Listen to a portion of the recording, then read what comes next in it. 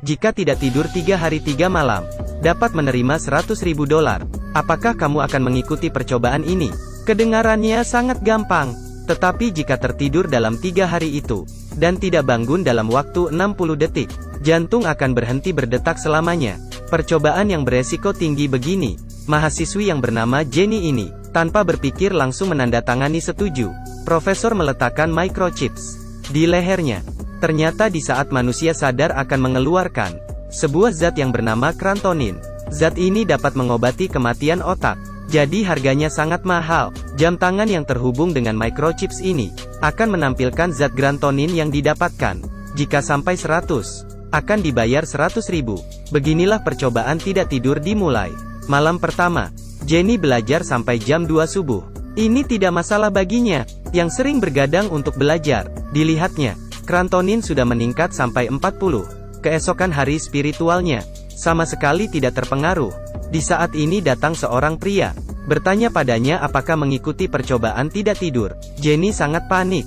Pria itu mengeluarkan jam tangan yang sama, dan yang mengikuti percobaan tidak tidur. Ada blogger kelas yang bernama Lucy. Dia mengalami insomnia parah. Pria berkacamata yang bernama John. Dia sering bermain game beberapa hari berturut-turut. Dan pria ganteng di depannya yang bernama Max adalah pria yang suka ke diskotik. Kelihatannya yang ikut adalah yang berbakat bergadang. Jadi mereka saling memberi nomor telepon. Malam itu mereka menggunakan cara mereka sendiri untuk melewati waktu. Angka jam tangan mereka terus meningkat. Hari ketiga, mereka berempat berhasil menyelesaikan misi. Sesuai janji, profesor memberi mereka $100.000. Setelah mengambil uang, Jenny segera membayar uang kos. Max membeli jam tangan mewah. Lucy pergi perawatan muka. Dan John membeli perlengkapan gamenya. Beberapa hari kemudian mereka yang sudah menerima bayaran datang ke laboratorium lagi, berencana mengikuti percobaan kedua. Tetapi kali ini profesor mau mengambil krantonin yang lebih tinggi. Dan mereka harus bertahan tidak tidur selama 5 hari. Dengan godaan bayaran yang tinggi, mereka memasukkan microchips lagi. Awalnya, dengan gampang mereka melewati 2 hari pertama. Tetapi malam ketiga, John tidak sengaja tertidur. Untung saja hanya beberapa detik. Sekarang waktunya sudah dilewati setengah.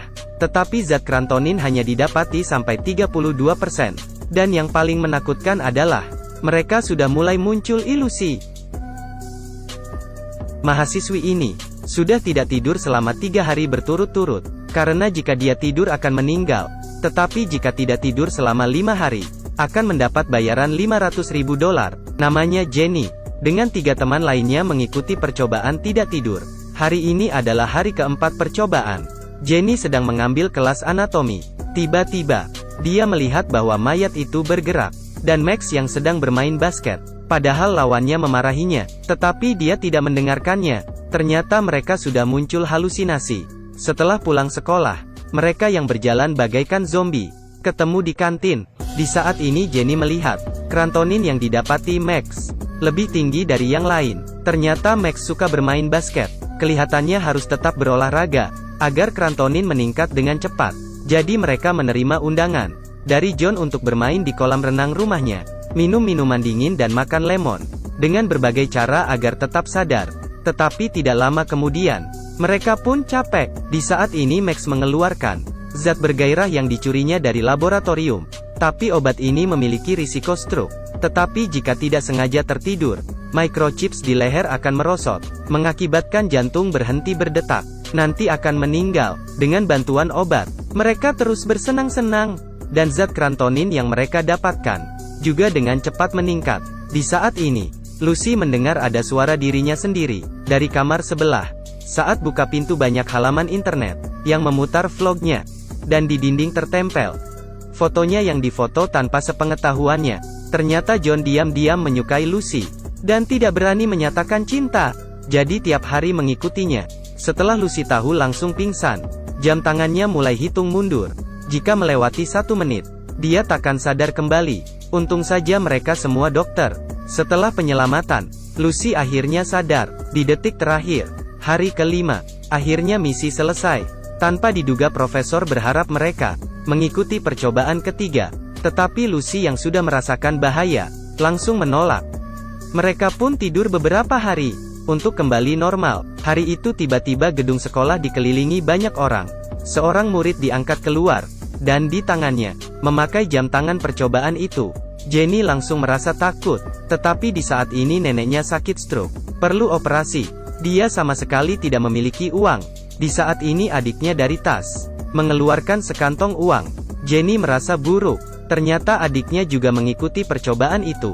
Dia langsung datang ke laboratorium, tetapi profesor mengancamnya, jika tidak memanggil Max dan kawan-kawan kemari untuk melakukan percobaan ketiga, tidak akan mengeluarkan microchip adiknya yang ada di leher itu. Tetapi percobaan ketiga memerlukan 10 hari untuk tidak tidur. 4 mahasiswa dimasukkan microchips dengan paksa. Jika tidur akan mati, tetapi jika tidak tidur selama 10 hari, akan mendapat $1 juta. Demi tetap sadar, mereka meminta bantuan guru. Guru memberikan mereka sebuah kamar, dan disiapkan suntikan zat penyemangat. Beginilah percobaan ketiga dimulai. Hari pertama, Jenny berkonsentrasi belajar agar tetap sadar. Lucy melakukan siaran langsung. Mereka melakukan apa yang mereka sukai, untuk melewati waktu. Ditambah dengan zat penyemangat dari guru, mereka berhasil melewati hari ke-6. Tetapi kecelakaan terjadi. John yang terus bermain game, tiba-tiba mendengar ada suara tembakan di luar. Lucy yang ada di toilet pergi mencuci muka. Malah terlihat wajah yang dia jaga muncul jerawatan. Max tiba-tiba melihat ibunya yang sudah meninggal, dan Jenny melihat darah di lantai. Adiknya terus gemetar berbaring di lantai. Untung saja adiknya mendorongnya tepat waktu. Kelihatannya mereka muncul ilusi lagi. Lucy yang stres mulai menyalahkan Jenny, yang membawanya kemari lagi. Max dan John berkelahi. Ruangan tiba-tiba menjadi kacau. Jenny segera mencari bantuan guru. Saat melewati sebuah gudang, terdengar suara Max dan suara John. 6 kamera terus memantau mereka. Jenny pun teringat percobaan awal, juga disaranin oleh gurunya. Apakah semua percobaan ini direncanakan gurunya? Dia segera menyuruh Lucy melapor polisi, tetapi tidak ada signal. Ruangan juga terkunci. Kelihatannya tidak akan keluar jika tidak menyelesaikan misi ini. Hari ke-7, Lucy menghancurkan semua kamera, dan Max pingsan. 1 menit kemudian, guru yang sedang memantau, melihat jantung Max berhenti, langsung membawanya keluar, tetapi dia tidak menolong Max, malah mengeluarkan microchipnya. Di saat ini Max tiba-tiba sadar, dan memukulnya. Akhirnya mereka selamat. Ternyata di kamar itu mereka menemukan obat yang bisa menghentikan detak jantung sementara. Kemudian sengaja merusaki kamera. Mereka bertanya pada guru kenapa mau melakukan itu. Guru perlahan membuka tirai.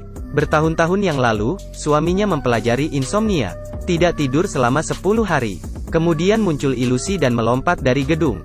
Dan guru mengetahui, saat manusia sadar terdapat zat krantonin, sangat berfungsi mengobati kematian otak. Sehingga dengan cara ini, melakukan percobaan di sekolah dengan rahasia, akhirnya sudah terungkap. Guru juga ditangkap polisi. Mereka berempat tidak mendapatkan $1 juta itu, tetapi mereka mendapatkan pelajaran, yaitu jangan pernah menggunakan kesehatan untuk menukar keuntungan lainnya.